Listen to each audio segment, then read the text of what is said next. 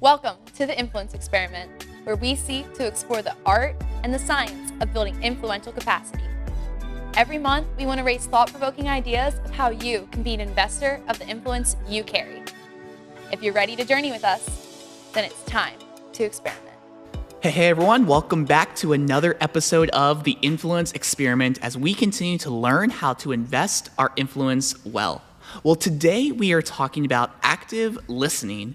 We all want to be leaders that are attentive to the heartbeat of our organizations, team members, family members, friends, church members, etc. But if we're honest, it is really easy to pay more attention to our minds, our thoughts, our desires, our plans over the thoughts, desires, plans of others. Deep down, we have a desire to show love, value, and worth to the people we lead or influence, but how do we do that well? Where does empathy play in? What are the verbal and nonverbal active listening cues that we can learn? What are the techniques and the tools and the tips that we can implement in this conversation of active listening? These are all really heavy and needed questions. And so luckily, we have counselor and listener extraordinaire, Todd Henley. Bro, thanks for joining me once again today. Thank you, Tony. It is so good to be with you here again. I'm so excited, man. Well, the privilege is mine because you're now a repeat offender, being a podcast guest. For those of you who have been keeping up with the Influence Experiment, episode 30, we covered the power of vulnerability, and that one was a doozy, bro. Like you did such good work in like helping unpack why is vulnerability so needed. And if you're listening and you're looking for another podcast around vulnerability, look no further. Just go back into the archives, episode 30. You will find it's there. But we are not talking about vulnerability today. It's kind of a subset or in the same pool. Right. Yes, but we're talking about active listening. And just the episode prior with Brittany, we talked about leading behavioral change, and a bunch of our conversation was seasoned with this word active listening and how to be intentional with our posture and our listening. And we were like, you know what, we need to have an episode around this in tandem with the fact that we're of doing this together in the sense of we had a seminar that we had done around active listening. So we're kind of been around this conversation a few times now via different topics to an actual seminar. So just thank you so much for being willing to come and further unpack this. Some of what you covered in the seminar, maybe even some additional thoughts that maybe you didn't get to share in the seminar itself. But as we kind of like just intro our time together, can you give us a comical, maybe now in the moment, it's comical, maybe not so much in the past, of miscommunication where listening was not done as well, possibly, between your sweet wife? I kind of forgot about this one. I remember it was about 7 years ago. On a Sunday morning, I wasn't feeling too well, and my wife was going to be meeting someone after church. So I went ahead of everybody. All the kids wanted to go with my wife, and so she said, when you get there, just text me on where you're sitting. So I got to talking to people, and that text never happened. And so she sent me a text as she's on her way to church, and just said, where you're sitting. So I responded, I'm sitting on the left side up front, but I'm still not feeling too well. I'm going to go to the bathroom, to pray, spend time. With the Lord. And so I came out after a while and went to my seat, and my family wasn't there. I'm thinking, wow, okay, are they still driving? And by that time, Pastor John was giving an amazing, powerful message on family and marriage, And so I saved us 5 other seats, and so therefore I was kind of sitting all alone, waiting for reserving those seats. So when everything was over, I left, went out to the foyer, and there's my wife. She's saying, "Where were you?" I said, "Well, I was I was in church. Where were you guys? She said, well, we were in church. And I said, well, I was on the left side up front. And she said, no, you weren't. I said, yes, I was. She said, no, we were on the left side up front. I said, no, you weren't. Now, when you walk into any room, you walk in, I figured this is my right and this is my left. Yeah, naturally. All right? Yeah, naturally. I'm glad you said that. Okay. And so I sat down on the left side.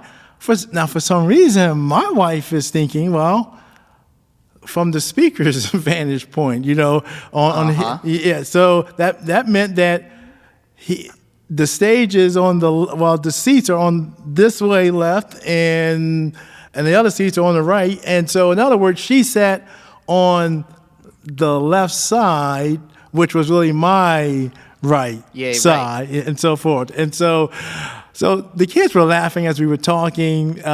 It wasn't as funny then, but it was funny for the kids then, so forth. So it was the only time in our marriage I guess she was wrong. Okay. All right.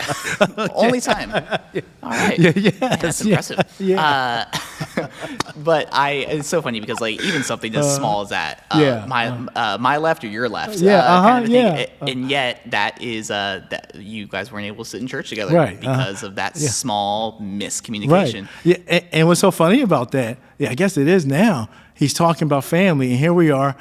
I'm on the left side, and the rest of my family is on the right side, and we're not sitting together. So that was that is common. Yeah. That was funny. Fantastic. Yeah. Well, I think that if we were to ask our listeners, can you think of a time where you had a miscommunication with a loved one, a teammate, a friend?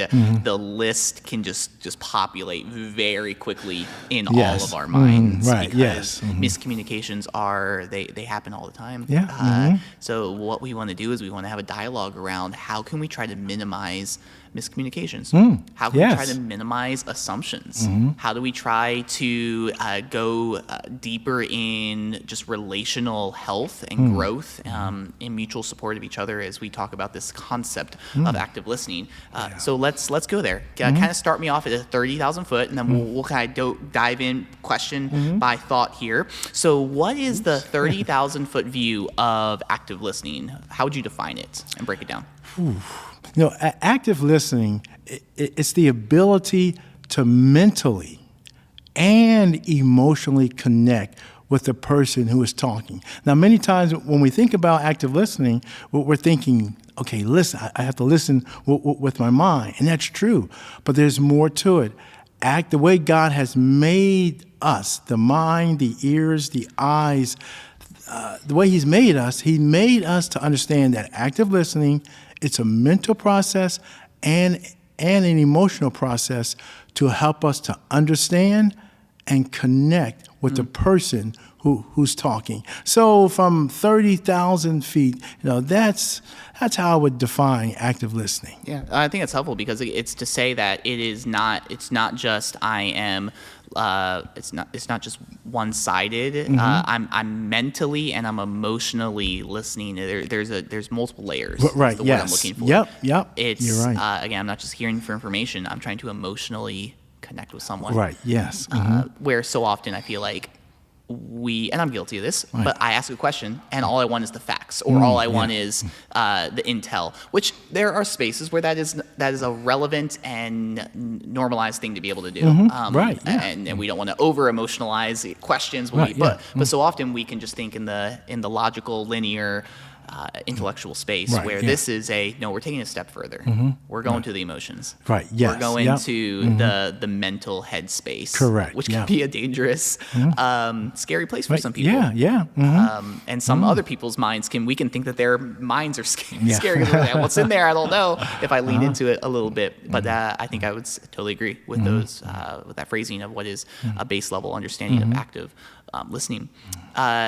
So would you say that, in your opinion, active listening is a critical leadership quality? Emphasis on that critical, almost like if we were to take all leadership qualities, put them on a table, and we would pick up here the critical ones that a leader must have. where would you pick it up as a critical quality or not, and why? I would say it is extremely critical. And this is why, Tony. When you speak, you repeat what you know. That's simple. When you speak, you repeat what you know. That's good. But when you listen, you learn something new. So that's why to really be, I think, the leaders that God wants us to be, it goes beyond just speaking, because leaders know how to speak well. Leaders know how to, whether they're up front or whether they're one-on-one or in a group, they know how to speak well. But active listening is so critical, it goes beyond just, of course, just speaking, because when you speak, you talk, you say what you know. Yep. But when you listen, you learn how the person is feeling. You learn about the person's family. You learn why they tend to be late. You learn why they don't listen as well. So it is so critical. And that is critical because it helps you to connect with the person, and it gives credibility. So active listening is so important, because connecting with the person mentally and connecting with the person emotionally is so important. Now, think about this. If you're a leader, you have followers. Your followers want you to connect with them, mentally, but emotionally. Boy, if we can connect with them emotionally, that is huge. So it also says, I value you. Come on. You're important. I care about you. All right, you're late again. Let's talk about that. Just tell me what's going on. So active listening is saying, I care, you're important. And it also provides trust on a deeper level. I remember years ago, I was a deli manager, at the wonderful Dutch ways. And I just love that. And one time we hired a young lady, and like we hire everybody, they have 3 months where it's a probation period, and this lady, she was, at times she was a little late, and then she would miss work. She would call in. And after about the 4th time being late, I sat down with her, and this was after about 2 months, and I'm sure she sensed that it was hurting me to tell her, basically, all I said to her, it's important for you to be here for the team. It's important for you to be here on time. Okay, and I would really like for you to be here on time. And she said she understood. And I said, okay, let's go back to work. And she sat there. She just looked at me. I said, okay. And then she said, I just want you to know, a few weeks ago, I had a miscarriage. And all of a sudden, then things started clicking like, oh, yeah, that's why her husband is driving her to work now. That's why she has to come. She looked out in space, when before she was so jovial and happy and so forth. And so because I did care for her and I wanted to help her, boy, she shared something so vulnerable, with me. So that's what active listening does. It provides that deep level of trust. So it's critical. Absolutely critical. Well, and I think that even speaking back to your prior episode on the power of vulnerability, like active listening just provides the space and the avenue for vulnerability to be bred. And I think that, as you would say, and I would agree with you, that it's a critical leadership quality, that it's one of those pieces of leadership that it's an ever learned quality. Like it's not something that we can just say, oh, I've learned it, I've achieved it. No, it ever evolves as we mature, and as our team members mature, and as our family members develop and grow up and mature. And we need to keep leaning into, how am I learning this quality, this skill, this art of active listening, and that's a challenge Yeah. for us to be able to do that. But I would say again, in the sense of criticalness, it is worth the time. It's worth the investment to grow in this skill as leaders. Yeah. And so, what would you say then? Let's parse the difference between hearing and listening. How would you parse the difference between the two? You know what? That is a good question. And I wonder how many times that question is even asked, talked about. It's so important. But because the way God has made us, hearing is the physiological process of detecting sounds in the environment. I mean, that's what the ear does. Someone speaks, okay, or something happens. It's the physiological process of hearing sounds. For example, let's say you and your beautiful wife are walking in the park, and you're having a good time, and you're quiet as usual with you two. It's a romantic, beautiful time that's going on. The leaves are falling just so beautifully against your face. Sun is shining, and it's such a quiet moment. And all of a sudden, you hear a twig crack. Now, what goes on in your mind, your brain, your ears is what happens. You hear the crack. That sound goes to your amygdala, and your amygdala says, "Be on alert." And all of a sudden, it shoots some cortisol to your brain because it's saying you're going to have to run or you're going to have to fight. And so the amygdala says, because of the sound, be on alert. You turn your head, and you see a squirrel just going over a twig. And so the front of your brain, the cortex, says, it's just a squirrel. Everybody calm down, okay? So what just happened, that's the physiological process of you hear something, you detect sound. Now that's hearing.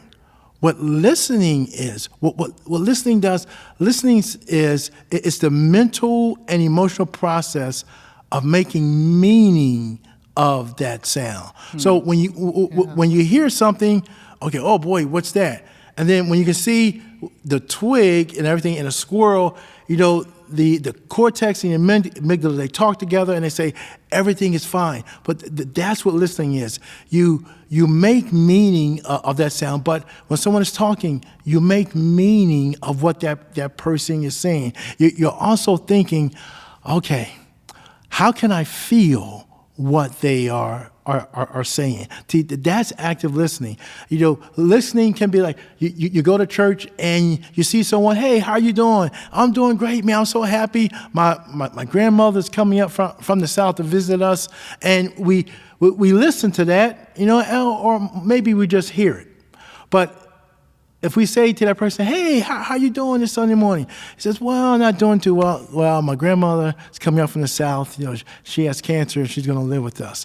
All of a sudden, because of that pain a person is going through, as you listen, you're making meaning of that. You're feeling what they're feeling. At least you want to feel what they're feeling, because listening, it's a mental process and it's an emotional process. You want to get into their world. So that's the difference between hearing and listening.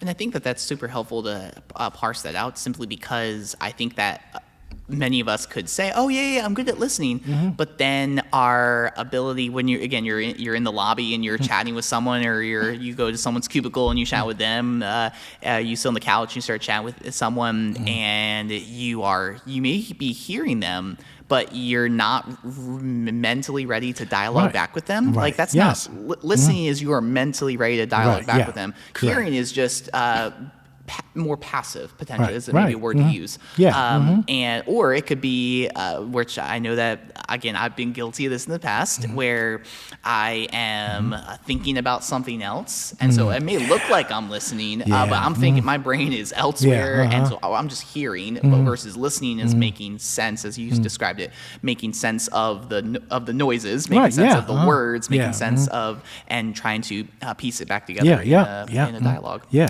making sense. You're making meaning of those words. What does it mean for that person. That's what makes it challenging. Not what does it mean for me. Yeah. What does it mean for that person?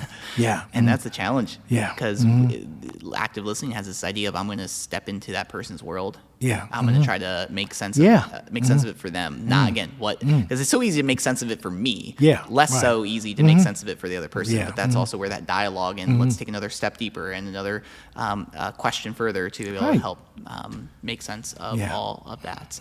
So what would you say then, as we talk about the difference between hearing and listening, what are some of the reasons that we can struggle with just stopping at hearing and not taking the step further to listening? Okay. Excellent question. Boy, all your questions are good. You're a phenomenal host, man. Stop it. We literally did this together in a seminar. Yeah, you're a phenomenal host. Okay. So, there are quite a few reasons why we may struggle to listen.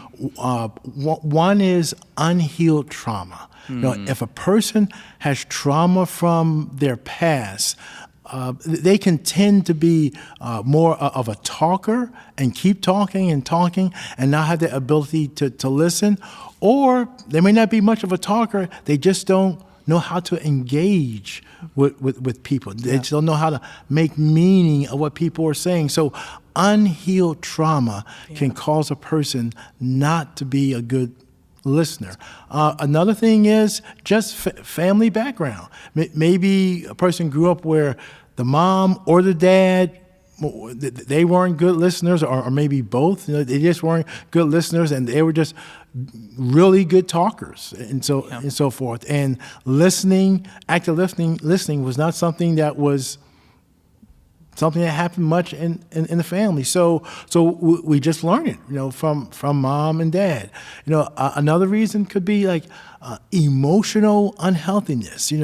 Some of us just struggle to have good relationships. We struggle with conflict. We don't know how to deal with conflict, in the best way possible. And emotionally, we're unhealthy. And so when you have like emotional unhealthiness, unhealed wounds, when you have all this stuff going on, you have lots of what I call cortisol. Because remember, you and your wife walking in the park and you heard that twig break.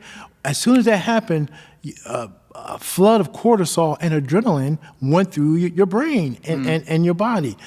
So when people have like anxiety because of unhealed trauma, or they just don't know how to deal with relationships, they have so much anxiety and depression. In other words, they have a lot of cortisol. Yeah. So when you have a lot of cortisol, it's hard to listen. Or just like the person at church, you say, "Hey, how are you doing?" "Oh, my grandmother has cancer." At that moment, that person has lots of cortisol, and so it can be hard for them to listen just because at that moment there's so much going on. So those are a few reasons why many of us may struggle to really engage and find the real meaning in what we are hearing from other people. Those are four really good, heavy, but really good reasons to speak into how we why we struggle to take the step from listening, take the step from hearing to listening, to realize that there could be some unhealed trauma. Right. And none of us want to think about that. Yes. To family learned behaviors.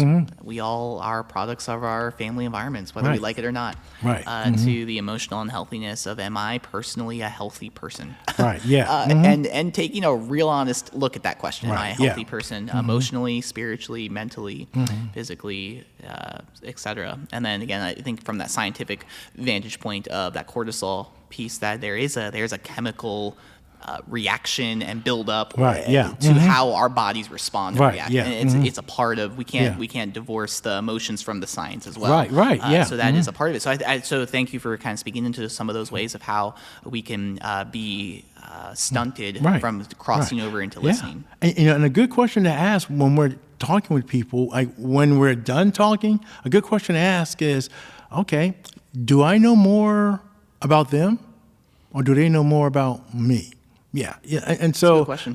that's a good question. Yeah, to always ask. Yeah, and I think that's such a great question. And also at the same time, if the intent of getting together is for them to actively listen toward you, Right, yeah. then the answer should be yes, they learn more about me. Right, But yeah. if the intent is I'm here to actively listen for you, then I can see how that's a relevant response.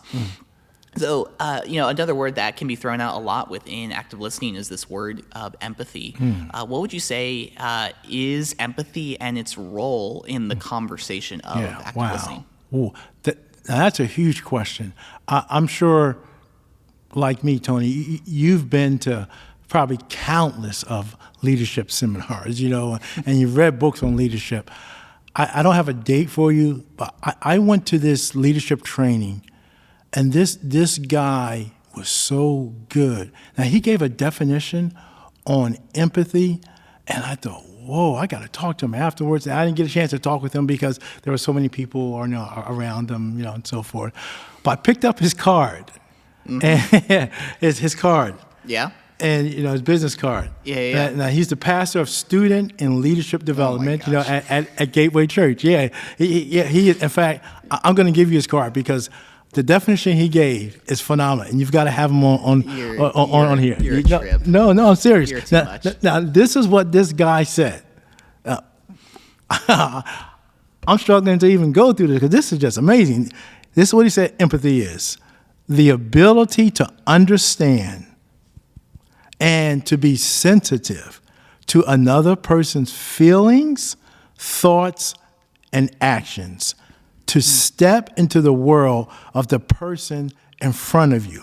Now, when he said that, I thought, man, that's something that Jesus would say, right? I'm sure you're thinking the same thing, man. I'm thinking, whoa, but man, that's empathy. It's the ability, that emotional healthiness, that emotional ability, that mental ability to understand and to be sensitive to a person's feelings, thoughts, and actions. And I even thought about when Judas came to betray Jesus, and Jesus called him friend. Yeah. So Jesus was empathetic. He was sensitive to Judas's actions. And then he stepped into his world, to step into the world of the other person. So that's why he didn't, okay, Judas, you this, and Judas, you that.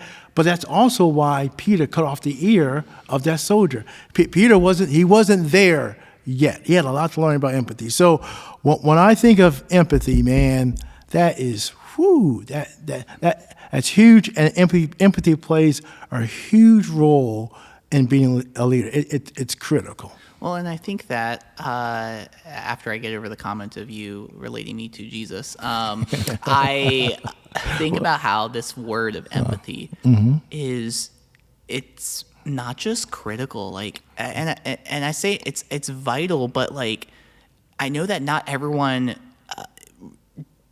interacts with the ability to be empathetic well. So personality plays a huge part into this.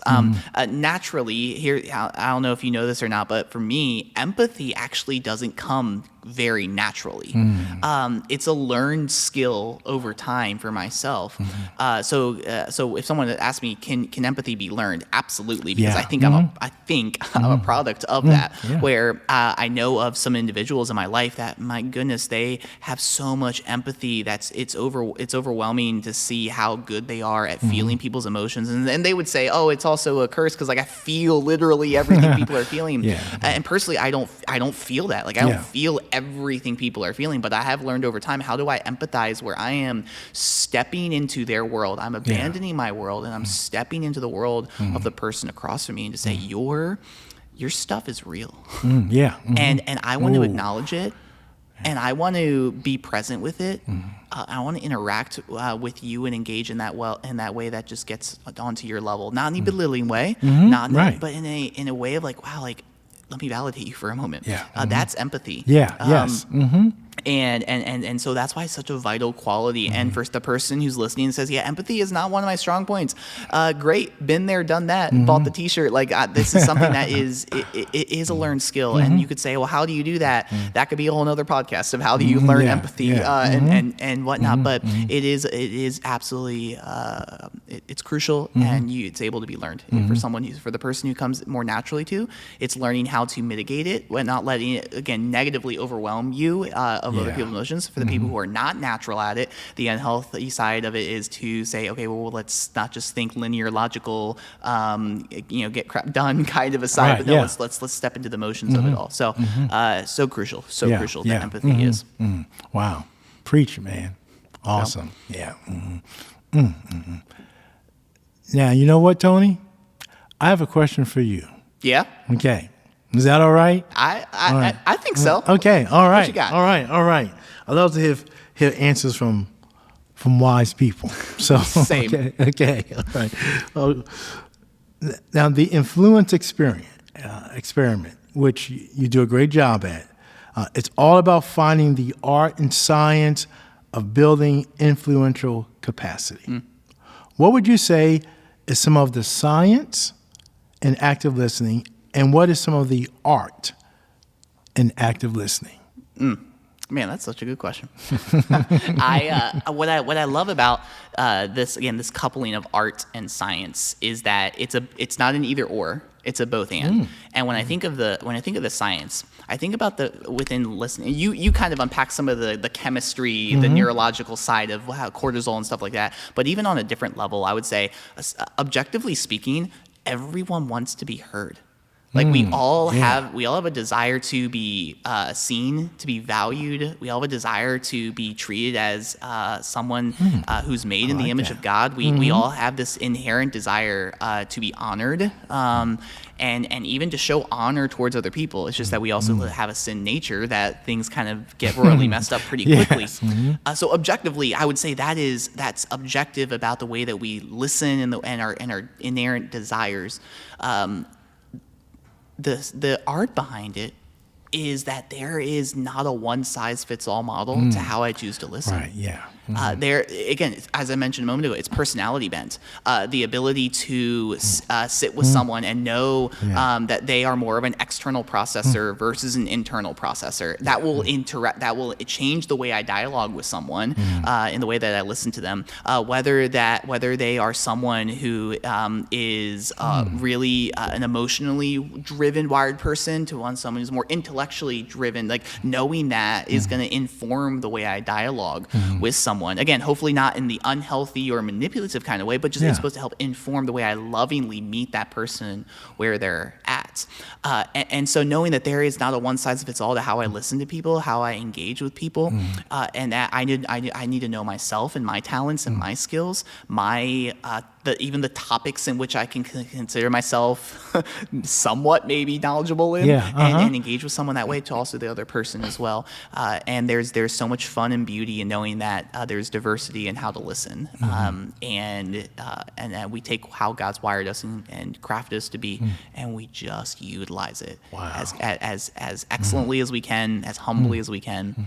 And so that's kind of how I would speak towards some of the art and science. Woo, okay. I like that, man. It's not all one size fits all, and I think, you know what? The disciples, they were all different. They absolutely were. They were all,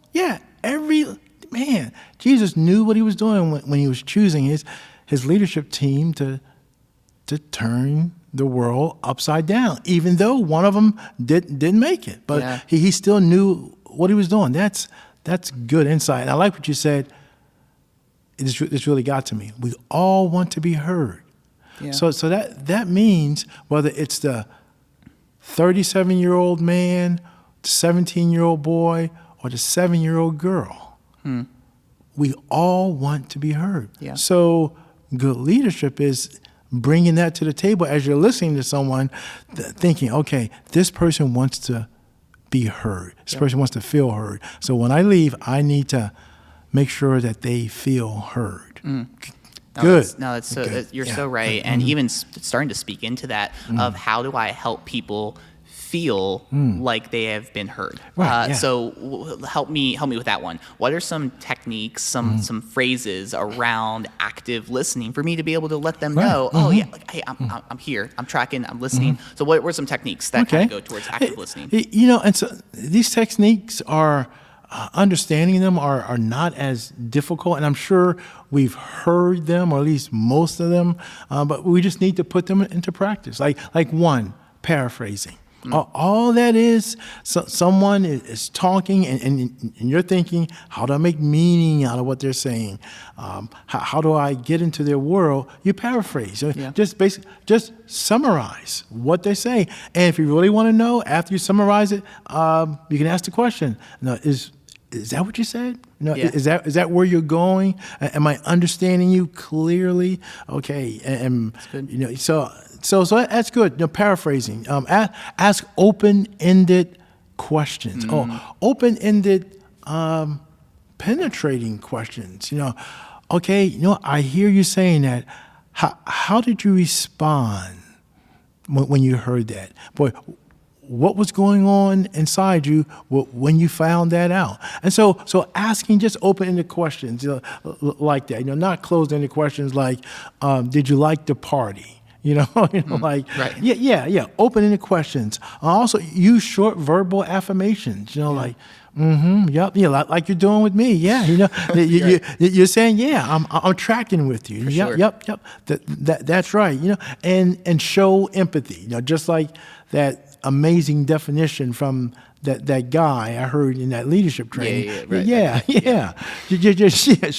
Show empathy, get into their world. So those are just a few short ways that we can do that. But man, those are you say they're short few ways, but those are all really powerful. They're really good because I think that, again, a small, I'm just going to reiterate what you said, but like a small tip to be able to say, hey, I'm tracking you, is to like for them to share about their day or what's going on, and then for you to just say, hey, like, I'm so sorry that your grandmother has cancer right now. Like just to be able to take a small snippet of what they said and put it, insert it back into the conversation to say, hey, I've heard you. Again, and I'm also listening to you, and I want to show empathy towards the fact that this is a difficult situation that you're going into. Yeah. So to paraphrase it is really good, but then for you to say, hey, let's go to open-ended questions. Again, in the Leading Behavioral Change episode with Brittany Turpin, we unpacked that a little bit more of what's open-ended questions and how do we do that well. And I think that it's not just yes or no. It's easy to ask yes or no questions. But to be able to say, hey, like let's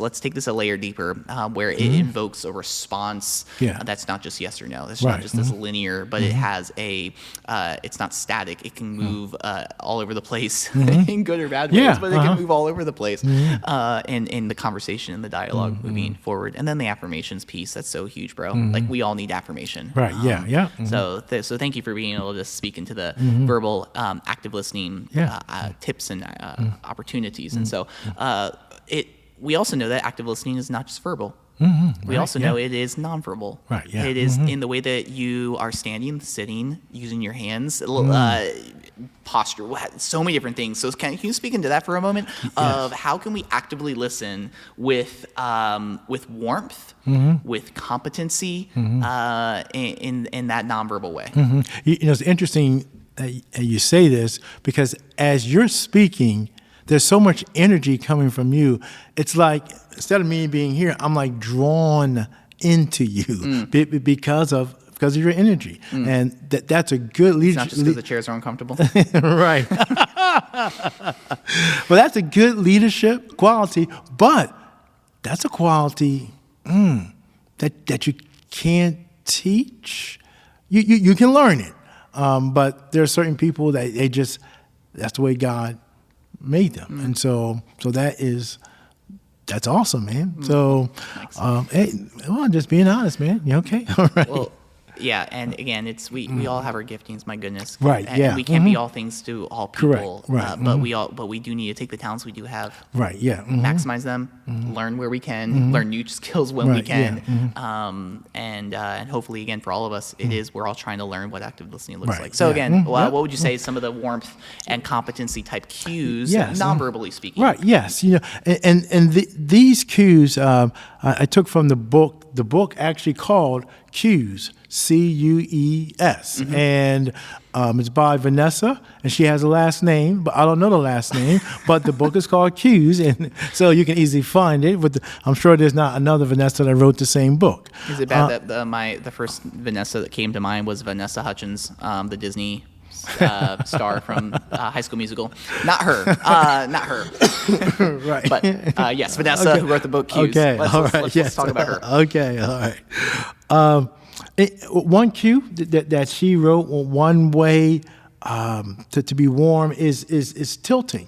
So as you're talking to someone, just lightly, just tilting your head.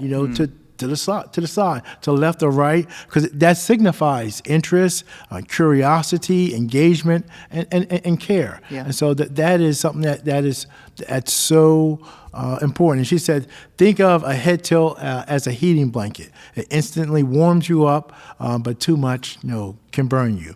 And it's a great way to warm up a cold interaction. So yeah, that's true. Next is nodding. To show agreement, empathy, and engagement, nodding is so important. When you nod yes, you get the other person to speak 67% more. And that's wild. That is huge. And I see it. It's wild. Yeah. Okay. How much that can be a thing. Mm-hmm. Yeah. So a slow nod means, a slow nod, yeah. Keep going. Yeah, I hear you. I'm with you. Fast nod. Could be, yep. Okay. Hurry up. Let's get going. All right. Never done that before. Okay. No. Not you, man. Of course. The next one it would be like eyebrow raise. And I'm sure we've kind of all done that. I may not be good with raising my eyebrows, but that also signifies interest, intrigue and delight. And we're not talking like a singular eyebrow raise. We're talking both together. Yes. To say whoa. Yeah. And so, but it's the eyebrow raise, not the eyelid raise, because when people can see the whites of your eyes, that communicates fear. Yeah, so that's subtle. Yeah. So we want to be careful of that. And then also just a genuine smile. Boy, people love when you smile, and whenever you see a baby smile, that is just awesome. So just a genuine smile or appropriate touch, especially if you're close with someone on your team, a genuine touch, because whether it's a touch for 2 seconds or 4 seconds or at all, or especially if it's I'm hugging a brother real tight, whatever. What happens is oxytocin floods the brain and the body, and that's a bonding hormone, and so that really helps to bond. And also mirroring. That's if the person is sitting like you are, they're sitting up. Okay, sitting up. They sit back. Then I sit back, and so all that's a sign of respect and understanding. So those just are a few of those warm and competent skills that we can do.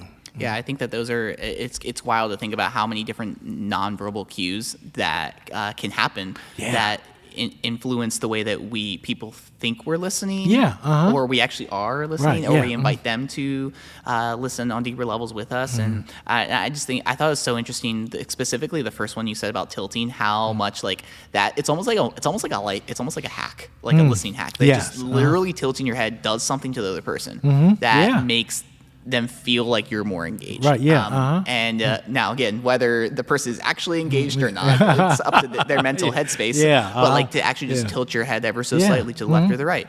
So how all these can be very impactful in the way that you can build warmth and competency with the people that you're around. So so I've used specifically the words warmth and competency. Can you share some cues around some charismatic nonverbal cues? So it's almost like we're combining warmth and competency together to make charisma. And this is kind of what Vanessa does mention in the book is charisma cues. What are some of those that she spoke towards? Well, one I mentioned is leaning. Leaning your body forward, like you did, because that shows curiosity, but that shows deep interest. That you're really interested, in what the other person has to say, and you're really engaging. Also, she mentioned anti-blocking.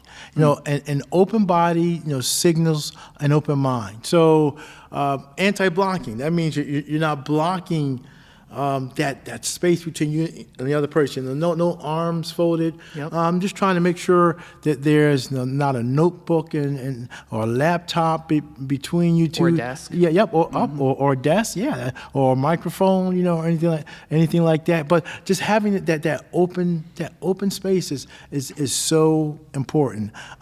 Gaze, making intentional but discerning face contact. As a counselor, I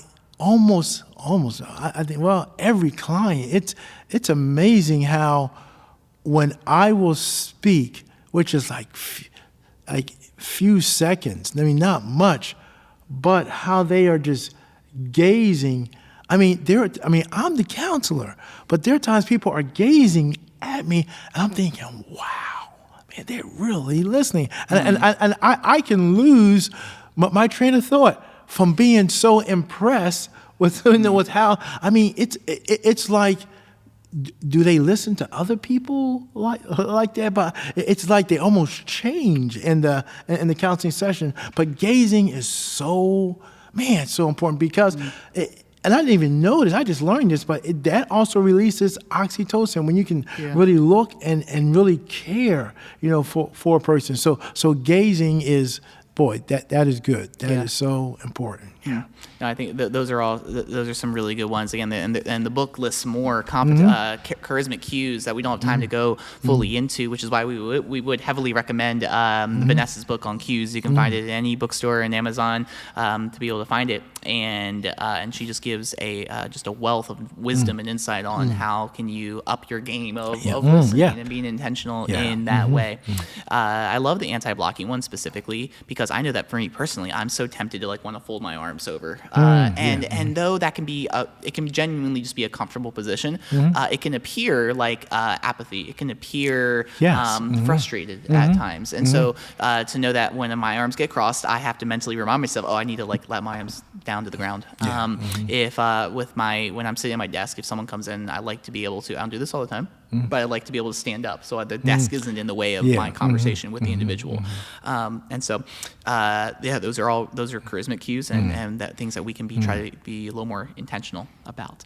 But speaking of intentionality, we know someone who was very intentional. You mentioned how Jesus, even his disciples that he selected, he was very intentional in the team in which he picked. How did Jesus model active listening? And if you can help give some verbal and nonverbal ones specifically as well. He with the woman at the well. He told her, look, I know you've had 5 husbands and you're on your 6th one. Somehow, as he talked about her past, she didn't feel any shame at all because she went back to town and said, hey, come see the man who told me everything about myself. That shows that a leader can be very good as he or she listens when one of our followers messes up, because they are going to mess up. So how can we communicate to them and love them in such a way that they don't feel shame? He listened to her. He listened to what she had to say. Also, when Peter denied Jesus, when he denied him, the Bible says, after he denied him the 3rd time, the Bible says that Jesus turned and he looked at Peter. And I tend to like to ask people the question, what did Jesus' face and eyes communicate to Peter? We don't know. We weren't there. But in a way we can know, because he was in that situation so many other times with other people. So his nonverbal communication skills were just filled with so much grace and love. With the leper who needed to be healed, and when you're a leper, you're an outcast. People don't speak to you. People don't touch you. Jesus decided, you know what? I'm going to touch him. I'm going to help him to feel what love is like. I'm going to touch him in a loving way. I'm going to listen to him through touch. I'm going to feel him. He's going to feel me, through touch. I'm going to build up all that oxytocin. So those were just a few ways that Jesus was great at active listening. Yeah. And those are three great examples of the woman of the well and Peter denying Jesus and the leper. I think that, and there's so many incredible examples of how Jesus modeled this well for us, and we should just be a student of the Gospels, Matthew, Mark, Luke, and John, to see how Jesus actively listened. Yeah. So when we really start to look at it, even the example the second one you gave of Peter denying Jesus, and Jesus turned his face toward him, how, for me to sit with that and to think, okay, how did he actually respond non-verbally speaking? And so really, really, really good. And thanks for kind of giving us even some ponderings further of learning from our Savior, Jesus. What would you say to the idea of just tips on active listening? Like any practical handles, tools, and tips for us on how that we can pursue this further? Yes. I think one thing to keep in mind is, how do I keep pace, P-A-C-E? How do I keep pace with people? How do I stay up with them? So I use that many times. In fact, now I don't even think about it, because it's just, like you, it's just natural. So pace. The P stands for purpose.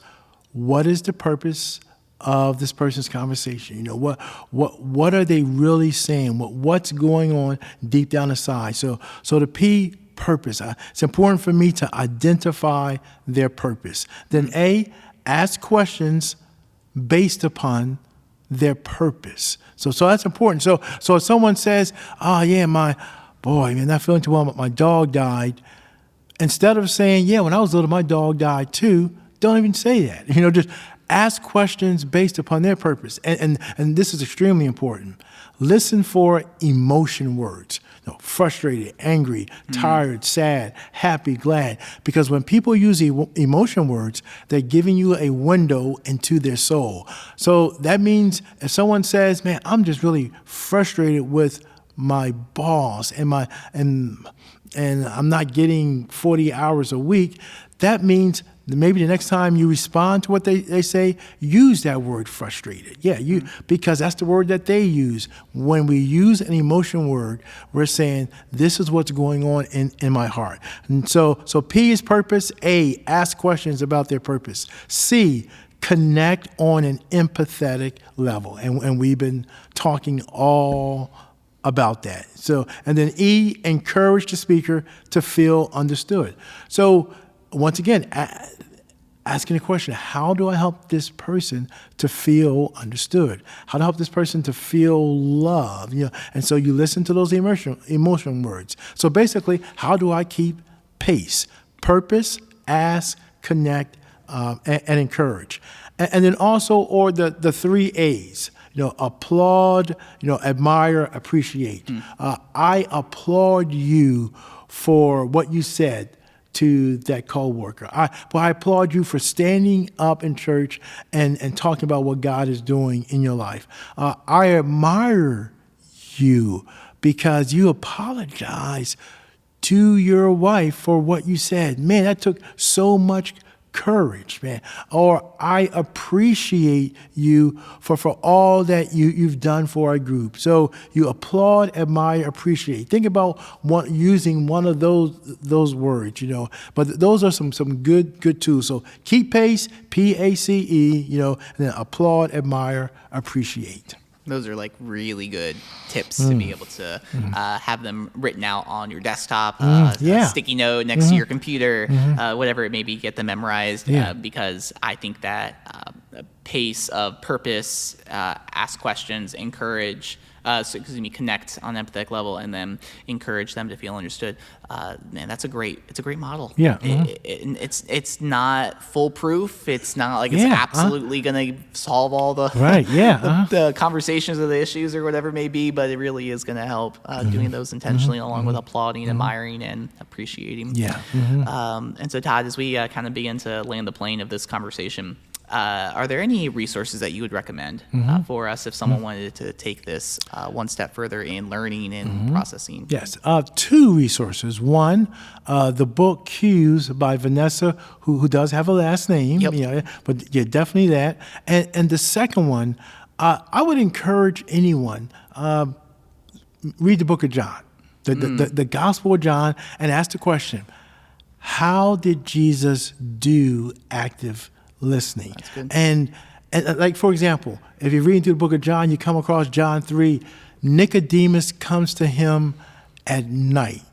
And then Jesus listens to him. He doesn't condemn him for coming at night. He doesn't say, why are you coming to me at night? What are you trying to hide? He just listens to him. Yeah, that's all. So that teaches us as leaders, even though we might be a little skeptical about something, we just need to listen. And because of that, because of church history, Nicodemus became an amazing leader in the church. But it all started with Jesus of Nazareth actually just actively listening to his concerns.